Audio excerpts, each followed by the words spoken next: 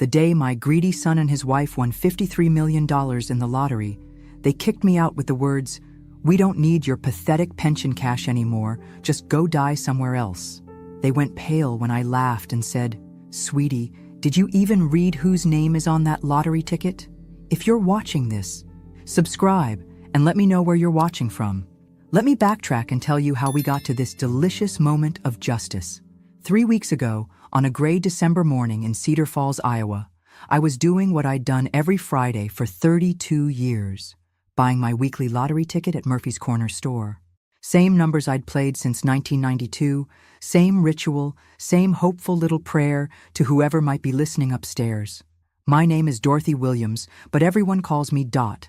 I'm 67, widowed 2 years now, and living in what my daughter-in-law Ashley likes to call our guest room, though guests usually aren't expected to hand over their entire Social Security check as rent. "Morning, Mrs. Williams," called Jimmy Murphy from behind the counter. At 25, he still remembered when I used to bring my son Marcus in for penny candy. "The usual?" "You bet." I handed him my $5, watching as he printed my ticket. Those numbers, 7, 14, 23, 31, 45 with Powerball 18, they meant something. 7 for the day I married Harold. 14 for the day Marcus was born. 23 for our wedding anniversary. 31 for the house number where we raised our family. 45 for the years we had together. 18 for Marcus's age when he graduated high school, so proud and full of promise. Back then, I never imagined those numbers would become my weapon of mass destruction. "Cross your fingers for me, Jimmy," I said, tucking the ticket into my purse. "Always do, Mrs. Williams. You're due for some good luck." If only he knew how prophetic those words would be. Walking home through the December chill, I passed the house Harold and I had shared for 43 years. The new owners had painted it yellow. Harold would have hated that. He always said our white house with black shutters looked dignified, like a place where decent people lived and raised their children with respect and values. The irony wasn't lost on me that I was now living with the child I'd raised in that dignified house, and he was treating me like an unwanted burden. Ashley's BMW was in the driveway when I reached what I supposed I had to call home now. Through the kitchen window, I could see her on her phone, gesturing wildly, probably talking to her sister about their next vacation or complaining about having to share their house with Marcus's ancient mother. I let myself in through the back door, hanging my coat on the hook by the laundry room, the same hook where Marcus used to hang his Little League jersey, where Harold hung his work shirts, where normal families hung their things because they belonged somewhere.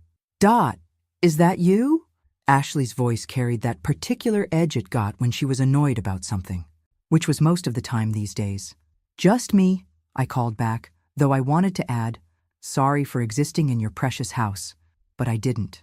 Because I'd learned, over these past 2 years, that sometimes survival means keeping your mouth shut and your dignity intact, even when both are getting harder to maintain every day. The day Harold died changed everything, though I didn't realize it at first. Grief has a way of blinding you to the vultures circling overhead, especially when one of them is your own son. Harold's funeral was on a Tuesday in December 2022. The whole thing felt surreal. 45 years of marriage reduced to a 90-minute service and a luncheon with store-bought sandwiches. Marcus gave a lovely eulogy about his father being a good provider and family man.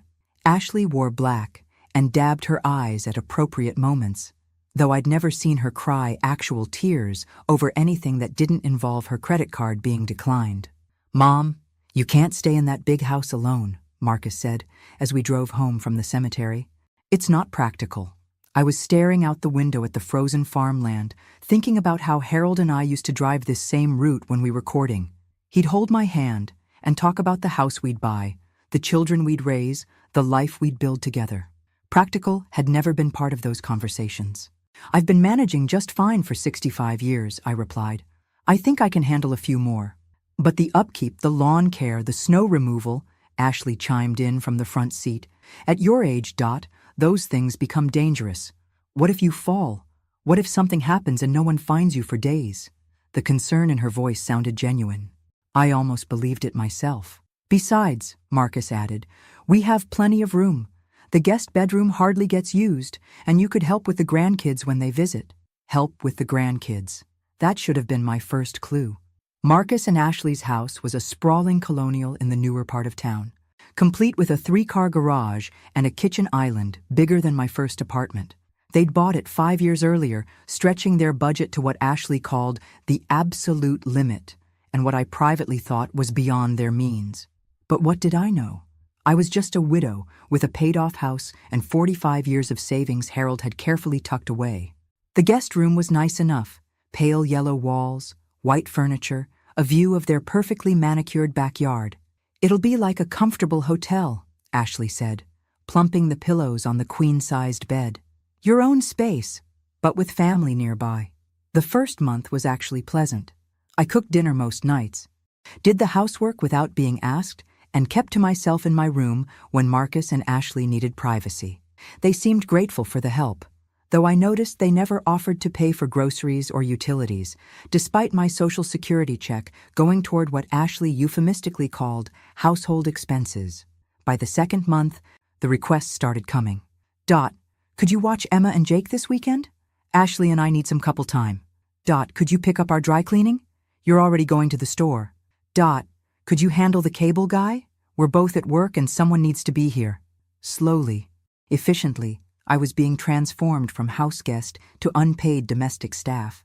But I told myself it was temporary, just until I figured out my next move, just until the grief wasn't so raw, just until I felt strong enough to live alone again. I should have listened to Harold's voice in my head, the one that always said, "Dorothy, when someone shows you who they are the first time, believe them." By summer, the mask had started slipping. Ashley's requests became demands, and Marcus developed a talent for being conveniently absent when conflicts arose. "Dot, we need to talk about the financial arrangement," Ashley announced one morning over coffee. She'd laid out papers on the kitchen table like she was conducting a business meeting, which I suppose she was. "What kind of arrangement?" I asked, though my stomach was already sinking. "Living expenses, your share of utilities, food, household maintenance. It's only fair that you contribute proportionally to what you use." The word proportionally should have been my second clue. Ashley had majored in business administration and loved to use corporate terminology to make personal conversations sound official and unavoidable. She slid a paper across the table, an itemized list of monthly expenses, with my share highlighted in yellow. $800 for rent of the guest room, $200 for utilities, $300 for food and household supplies, $1,300 total, which happened to be exactly $50 less than my monthly Social Security check. "This seems high," I said carefully. "I'm only one person, and I'm gone several hours each day at the senior center." "But you're using the kitchen, the bathroom, the laundry facilities," Ashley countered. "And when Emma and Jake visit, you're here for the whole weekend, which increases our costs significantly." Emma and Jake were Marcus's children from his first marriage. They visited every other weekend, and I loved having them around. They were 8 and 10, full of energy and questions, and the kind of innocent joy that made me remember why being a grandmother was supposed to be one of life's great rewards. Of course, Ashley had a different perspective on their visits. "It's exhausting having children in the house every other weekend," she told her sister on the phone one day, not realizing I could hear from the laundry room.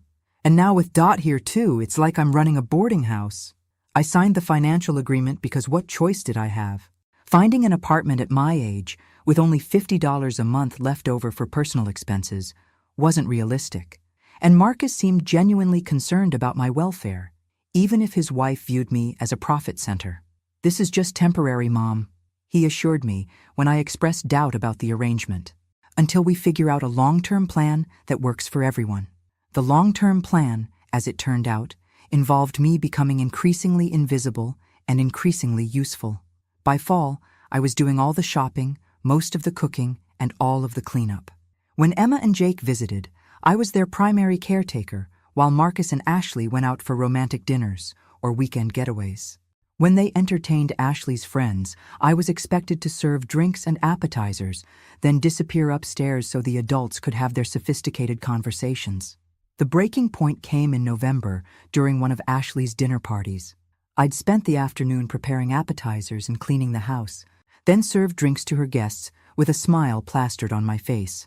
As I was collecting empty glasses from the living room, I overheard Ashley talking to her friend Jennifer. "It's actually worked out perfectly," Ashley was saying. "Dot handles all the domestic stuff, watches the kids when they're here, and her Social Security covers most of her expenses. It's like having live-in help, except she pays us for the privilege." Jennifer laughed. "That's brilliant. You should write a book, How to Monetize Your Mother-in-Law." Standing there with a tray full of dirty glasses, listening to my living situation being discussed like a clever business scheme, something crystallized inside me. This wasn't temporary housing during a difficult transition. This wasn't family helping family through tough times. This was exploitation, pure and simple. But I didn't say anything that night. I just carried the glasses to the kitchen, loaded the dishwasher, and went upstairs to my room. After all, I still had my weekly lottery ticket to look forward to. And sometimes, if you wait long enough, the universe has a way of evening the score. December arrived with an early blizzard, and Ashley's announcement that they were converting the basement into a mother-in-law suite for me. She presented this like it was a wonderful upgrade, complete with a small kitchenette and a separate entrance. "You'll have so much more privacy," she explained, spreading architectural drawings across the dining room table. "Your own space, your own entrance, almost like your own apartment." The basement. They wanted to move me to the basement. Marcus hovered nearby, looking uncomfortable but supportive. "The contractor says it'll be finished by spring, and you'll have the kitchenette, so you won't need to use the main kitchen as much." Translation. They wanted to isolate me completely, eliminate even the minimal inconvenience of sharing common spaces with their house guest who paid them $1,300 a month for the privilege. "What if I don't want to move to the basement?" I asked. Ashley's smile tightened. "Well, Dot, we've been thinking about that too. This arrangement has been working well, but we're starting to feel like we need our space back as a couple. The basement suite would give you independence while keeping us all close. And if I prefer to find somewhere else to live?" The silence stretched uncomfortably. Finally, Marcus cleared his throat. "Mom, we've gotten used to having you here, your family, but if you wanted to explore other options, we'd understand." Other options. At my age, with $50 a month in discretionary income, my other options were limited to subsidized senior housing with a 2-year waiting list or a studio apartment in the dodgiest part of town. They had me trapped, and they knew it. That Friday, I walked to Murphy's Corner store with more determination than usual. The snow was falling steadily, coating the sidewalks with a slippery layer of ice that made each step treacherous. But I was beyond caring about treacherous. My whole life had become treacherous. "Rough weather for walking, Mrs. Williams," Jimmy called as I stomped snow off my boots. "I've walked through worse," I replied, pulling my $5 from my purse. Same numbers as always. As Jimmy printed my ticket, I found myself thinking about those numbers differently.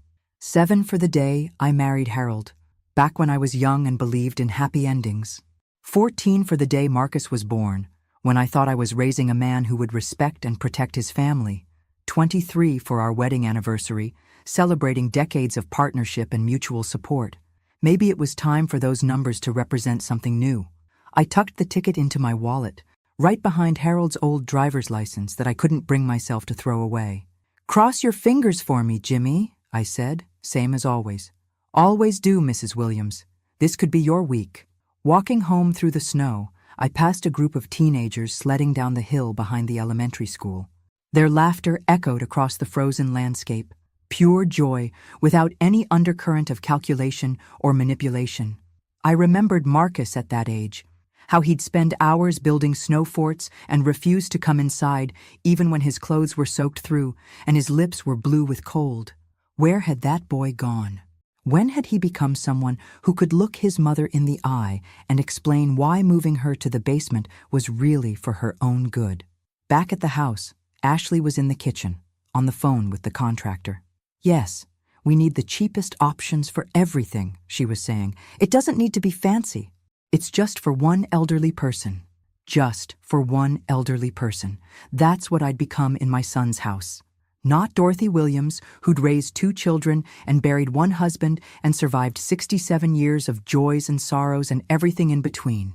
Just one elderly person, to be managed as efficiently and inexpensively as possible.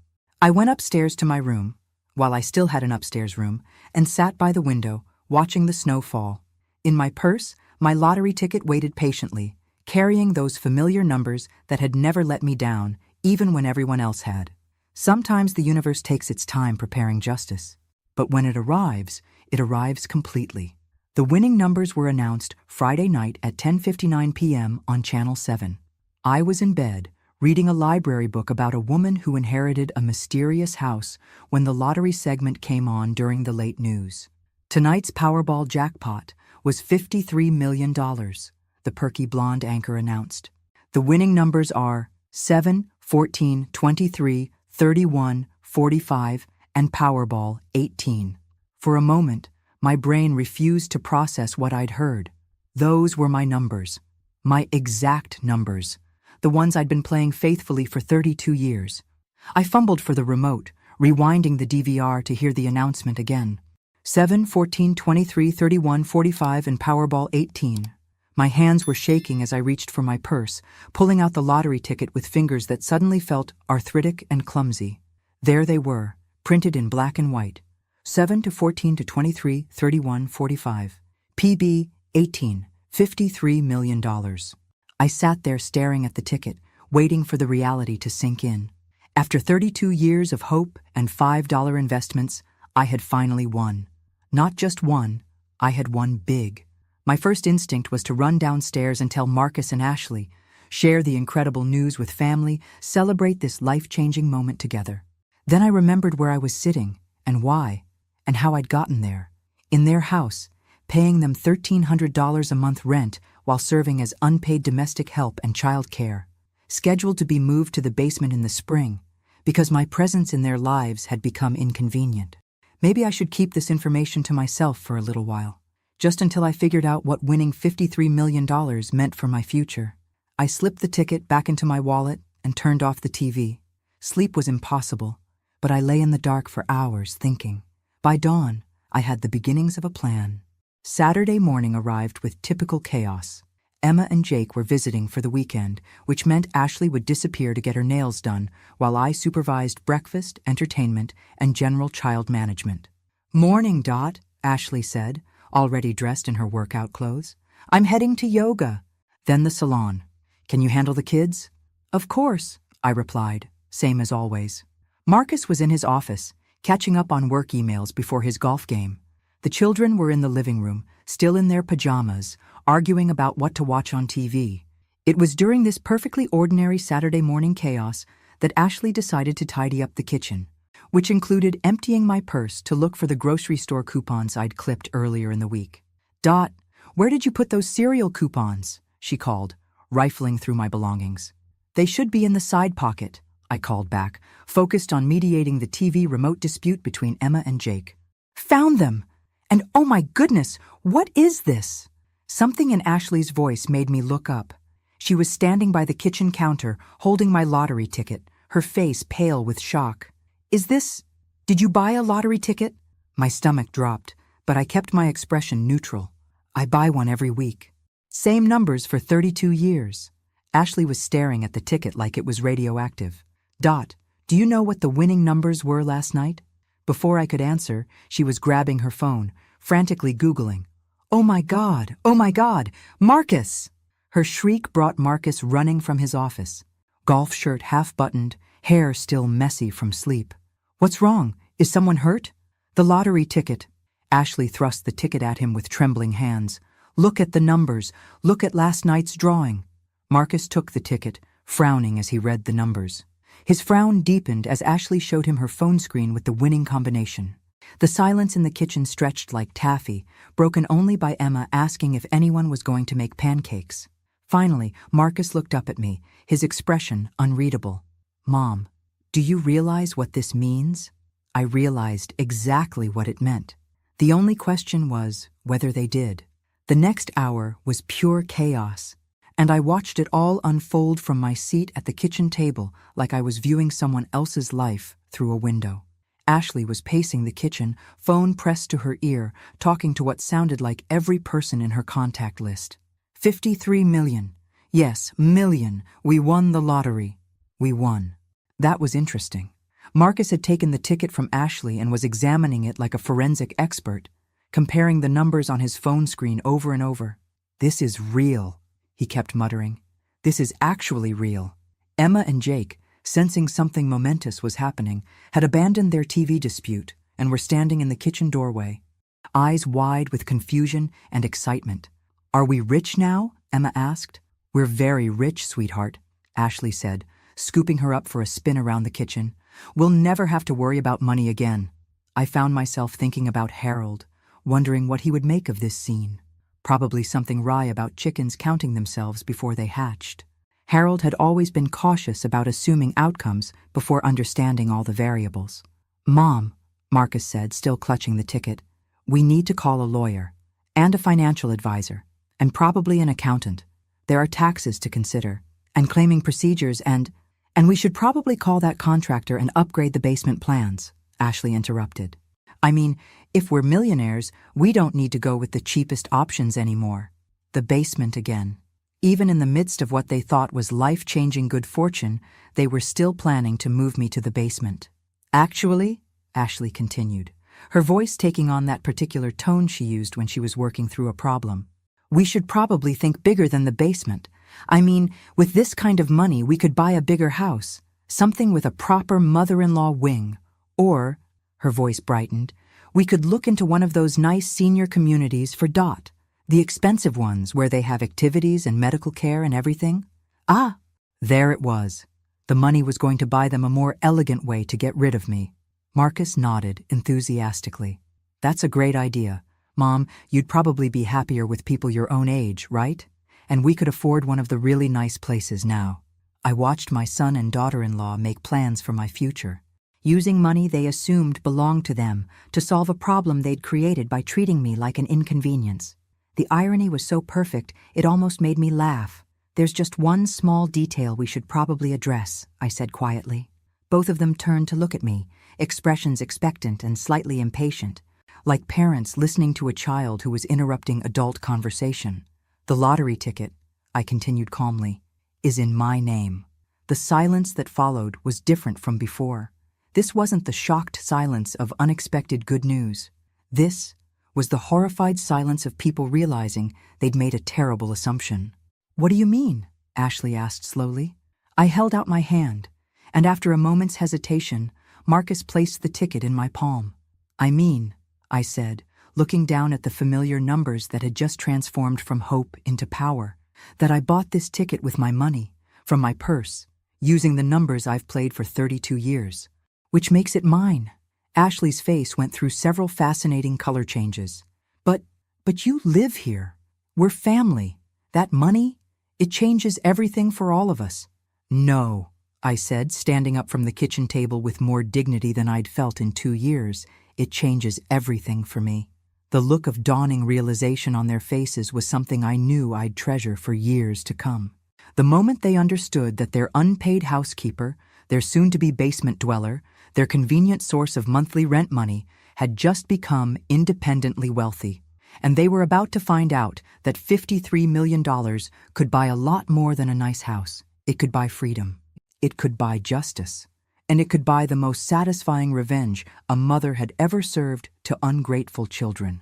The kitchen fell so quiet I could hear the refrigerator humming and Emma whispering to Jake in the living room. Marcus and Ashley stood frozen, like someone had just announced that gravity was optional. "Mom," Marcus said carefully, "let's not get ahead of ourselves here. Yes, technically the ticket is in your name, but we're family. We share things. We support each other." I almost laughed out loud. Support each other? Like when they supported me by charging me $1,300 a month to live in their guest room. Or when they supported me by planning to move me to the basement. "You're absolutely right," I said sweetly. "We do support each other. Which is why I've been supporting you with my Social Security check every month while doing all your housework and childcare for free." Ashley's business brain was working overtime. I could see it in her eyes. She was calculating, strategizing, looking for an angle. "Dot, honey," she said, using the voice she reserved for her most important clients. "I think there's been a misunderstanding about our living arrangement. The monthly contribution you make, that's not rent. That's just your share of household expenses. We've never thought of you as a tenant. Is that so? I tucked the lottery ticket back into my wallet with deliberate care.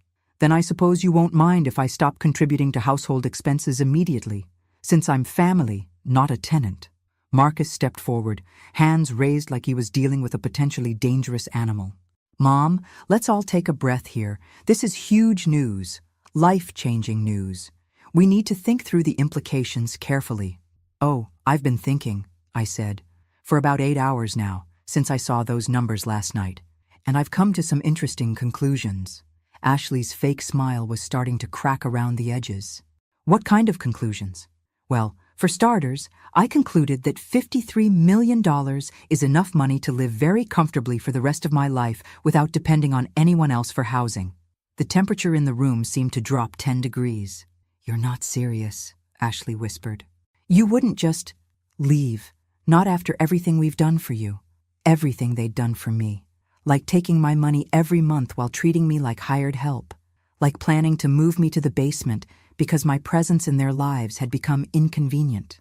Like discussing my living situation at dinner parties as if I were a clever business investment. I'm very serious, I said. In fact, I'm planning to call the lottery office first thing Monday morning to claim my prize, and then I'm going to start looking for a place of my own. Marcus was starting to panic. I could see it in the way he kept running his hands through his hair. Mom, you can't make decisions like this when you're emotional. This is too big, too complicated. You need help managing this kind of money. From who? You? Yes, from us. We're your family. I looked at my son, really looked at him, and saw a stranger. When had Marcus become someone who thought I was too incompetent to manage my own affairs? When had he decided that being my child gave him rights to my choices? Marcus, I said quietly, when your father was dying, do you know what he made me promise? Both of them went very still. He made me promise that I wouldn't let anyone take advantage of my kindness. He said people would try, especially family, because they'd assume I was too polite or too weak to stand up for myself. The silence stretched until Ashley finally cleared her throat. Dot, I think you're overreacting to what was basically a miscommunication. Am I? I reached into my purse and pulled out a small notebook. Let me share some numbers with you. Over the past year, I've paid you $15,600 in household expenses. I've provided approximately 1,200 hours of unpaid childcare. I've done roughly 800 loads of laundry, cooked about 300 meals, and cleaned this house from top to bottom every week. Ashley's face was getting redder with each number.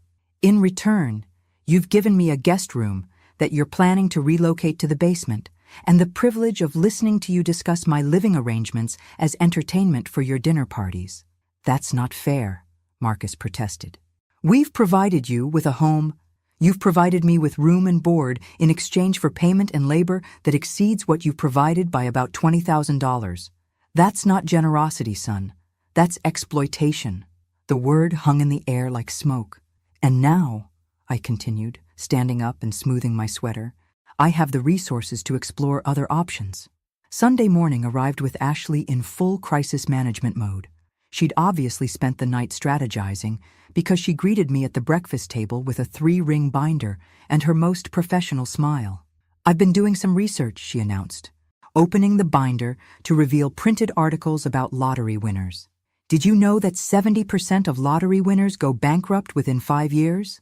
I poured myself coffee and settled in to watch the show. Is that so? Absolutely. The statistics are terrifying.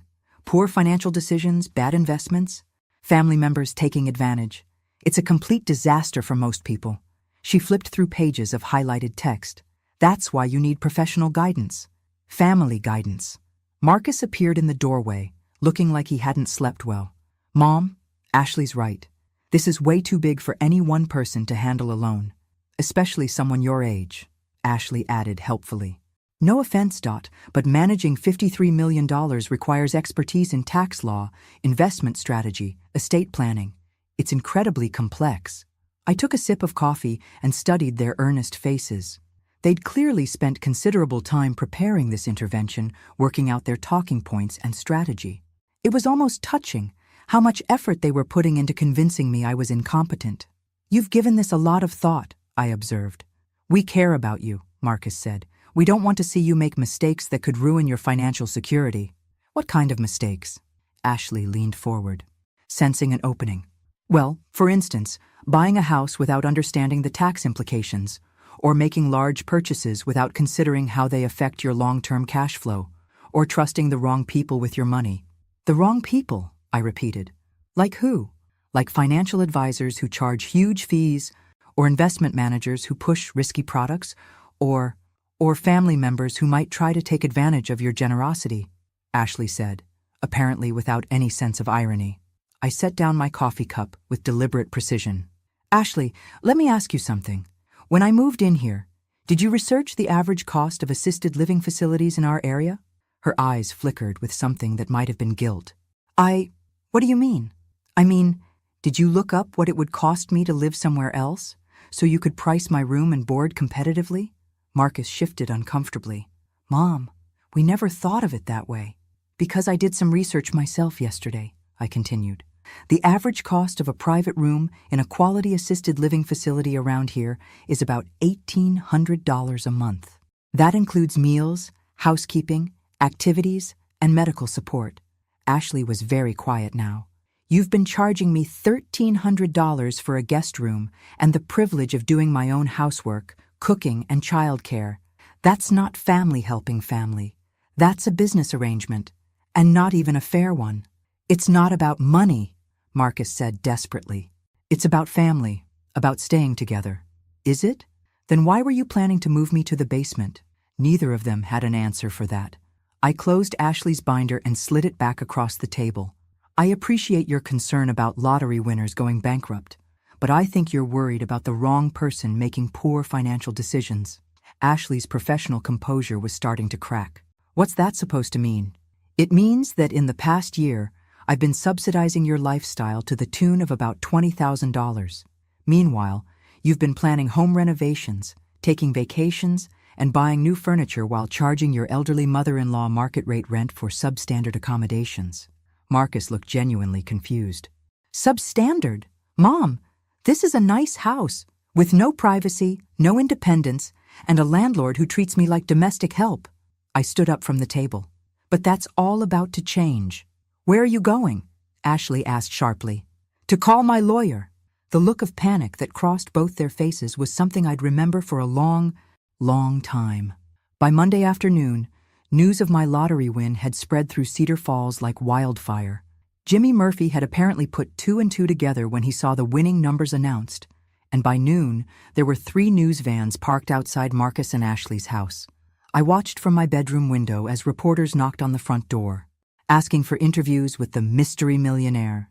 Ashley had taken to answering the door with her hair perfectly styled and her brightest smile, clearly hoping to be featured in the coverage.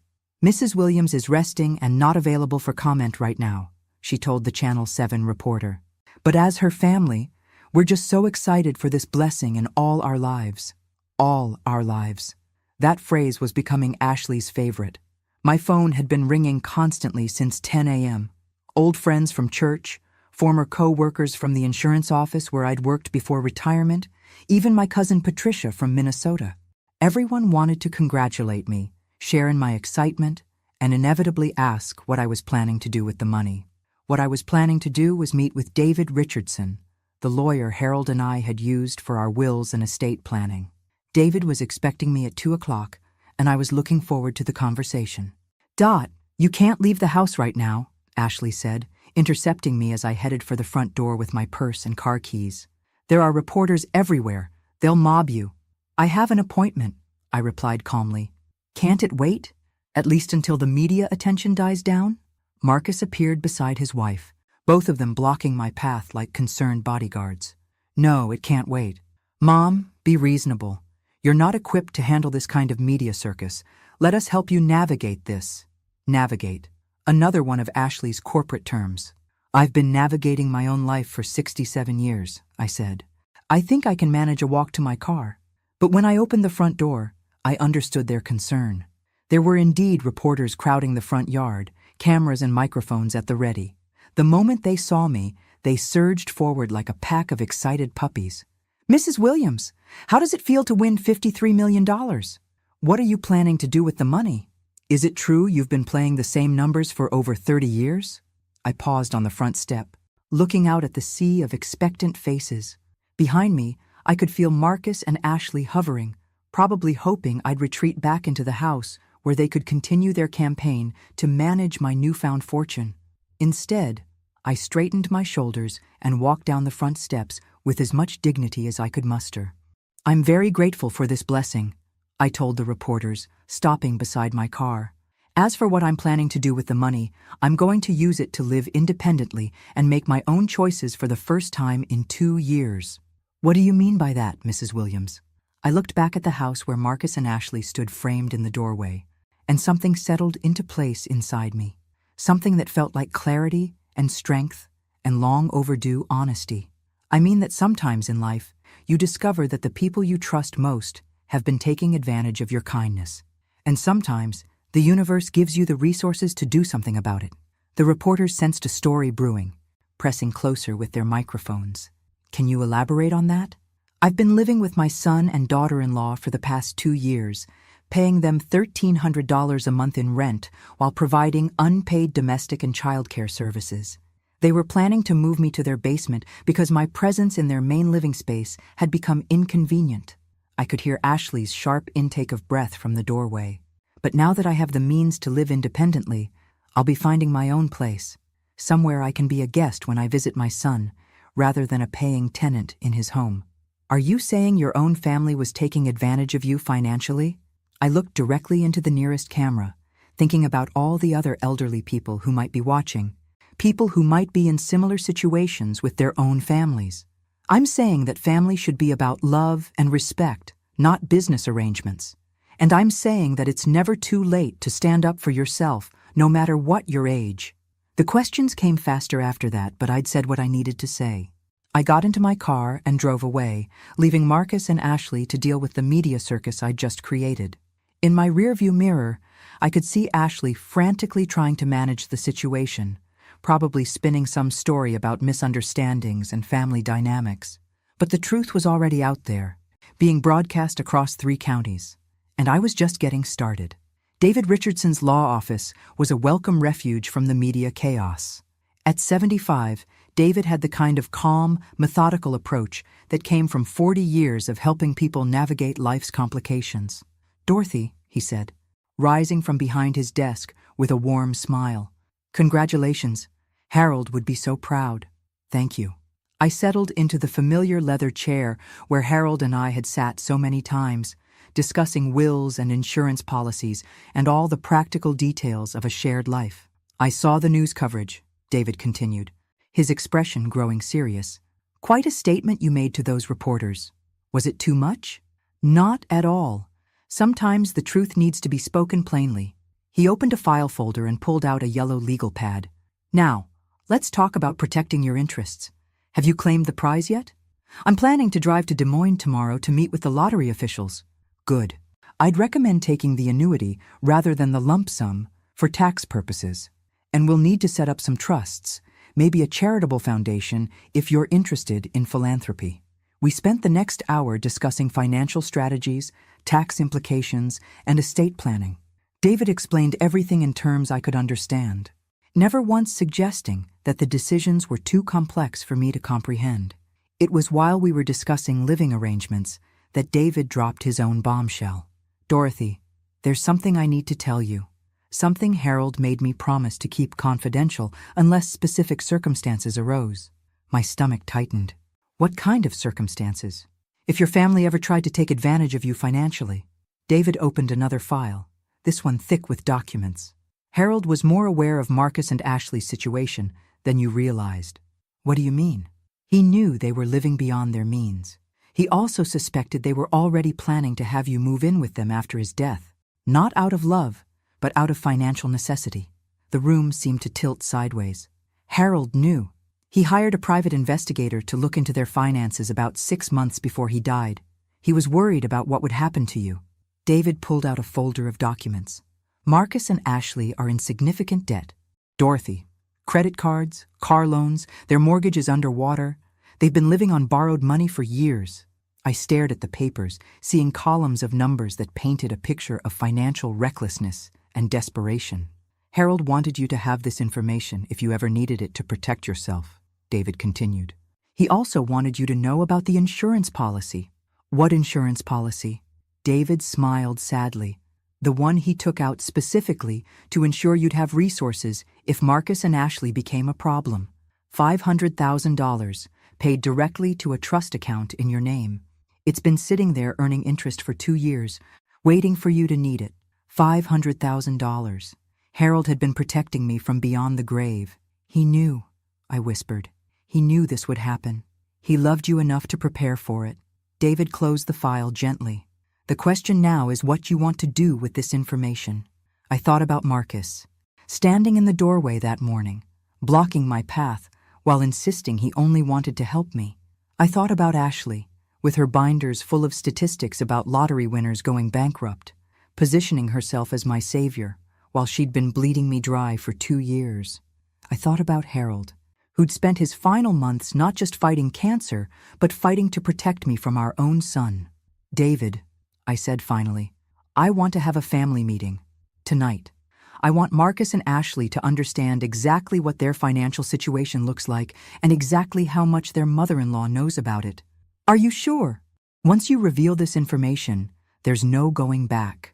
I stood up from the leather chair, feeling stronger and more determined than I had in years. David, I've spent 2 years being treated like a convenient source of income by people who were supposed to love me. My husband saw this coming and tried to protect me. I think it's time Marcus and Ashley learned what happens when you underestimate a Williams woman. The look of admiration in David's eyes told me everything I needed to know. Harold would indeed be proud. The family meeting was scheduled for 7 p.m. I'd spent the afternoon preparing with David's help, organizing documents and planning exactly what I needed to say. Marcus and Ashley thought they were coming to discuss my emotional outburst with the reporters and find a way to manage the media attention going forward. They had no idea they were walking into a reckoning. Ashley arrived first, armed with printed articles about lottery winners who'd been swindled by family members and a laptop full of spreadsheets showing how they could properly manage my windfall. Marcus brought a bottle of wine and his most conciliatory expression. Mom, about what you said to those reporters, Marcus began as they settled into the living room. We understand you were overwhelmed. I wasn't overwhelmed, I interrupted calmly. I was finally telling the truth. Ashley opened her laptop with practiced efficiency. We've prepared a comprehensive financial plan that addresses all your concerns while ensuring your long-term security. Before we discuss my financial security, I said, reaching for the folder David had given me, I think we should discuss yours. I placed the first document on the coffee table between us. Marcus glanced down at it, and the color drained from his face. What is this? Ashley asked, though her voice suggested she already knew. It's a complete financial profile of your household, compiled by a private investigator your father hired before he died. I watched both of them go very, very still. He was worried about what would happen to me after his death, so he did some research into your circumstances. Marcus was staring at the papers like they might catch fire. Dad hired an investigator? To spy on us? To protect me, which, as it turns out, was necessary. I pulled out another document. You owe $47,000 in credit card debt across 6 different cards. Your mortgage is underwater by $32,000. You have 2 car loans totaling $18,000. And Ashley, your business has been operating at a loss for 8 months. Ashley's professional composure cracked completely. How dare you invade our privacy? The same way you invaded mine when you decided I was too incompetent to manage a lottery ticket I bought with my own money? I kept my voice level, almost conversational. For 2 years you've been using my Social Security payments to service your debt while positioning me as a grateful dependent who should be thankful for your generosity. Marcus found his voice. Mom, everyone has financial challenges. Not everyone charges their widowed mother $1,300 a month to live as unpaid domestic help while planning to move her to the basement. I placed another document on the table. This is a breakdown of what my living situation has actually cost me versus what it would cost to live independently. You've been overcharging me by about $600 a month while extracting approximately $1,500 worth of unpaid labor. The silence that followed was profound. That's over $25,000 a year you've been taking from me, I continued. $50,000 over 2 years. From your own mother, while you were planning to isolate me further by moving me to your basement. Ashley was crying now, but I noticed they were the kind of tears people cry when they're caught, not when they're sorry. We never meant for it to be like that, Marcus said desperately. We needed help, and you were family, and you thought I was too old and too grateful to figure out what you were doing. I stood up, feeling lighter than I had in months. But your father knew. He saw through both of you, and he made sure I'd have the resources to protect myself when I finally realized what was happening. I placed the final document on the table. This is notification of a trust fund Harold established for me 2 years ago. $500,000, earning interest, waiting for me to need it. He also left instructions with David Richardson to monitor your financial situation and intervene if necessary. Marcus was shaking his head like he could make the truth disappear. I don't understand. Dad never said anything, because he hoped he was wrong about you. He hoped that when the time came, you'd treat me with the love and respect he'd taught you to show family. I picked up my purse and headed for the door. Instead, you treated me like a business opportunity. Where are you going? Ashley called after me. To start my new life. I've put a deposit on a beautiful apartment at Meadowbrook Senior Community. 2 bedrooms, full kitchen, my own car space, and a monthly fee that's less than what I was paying to be your tenant. I paused at the front door, looking back at the 2 people who'd taken advantage of my grief and loneliness for their own financial gain. Oh, and one more thing. Since you'll no longer have my income to help with your expenses, you might want to start planning how you'll manage that $47,000 in credit card debt. I hear financial stress can be very challenging for families. As I walked out to my car, I could hear Ashley crying and Marcus trying to calm her down. But their crisis was no longer my problem. I had $53 million, a dead husband who'd loved me enough to protect me from beyond the grave, and the rest of my life to live on my own terms. Harold always said that justice delayed wasn't justice denied, just justice with better timing. Turned out he was right about that too. Thanks for listening. Don't forget to subscribe and feel free to share your story in the comments. Your voice matters.